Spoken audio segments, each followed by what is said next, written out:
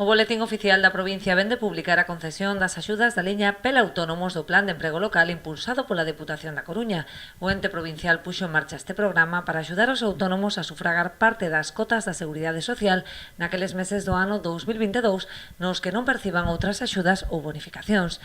Nesta edición o programa duplicou o orzamento superando os 2 millóns de euros. Serán un total de 878 traballadores os que perciban subvencións entre 1.200 e 2.400 euros para axudarlles no pago das cotas. A liña de axudas estaba dotada inicialmente cun 1 millón de euros e tivo que ser suplementada para atender a todos os solicitantes que cumprían cos requisitos establecidos nas bases reguladoras, como ter o seu domicilio fiscal en concellos de menos de 20.000 habitantes ou contar con 5 anos de antigüidade na actividade empresarial.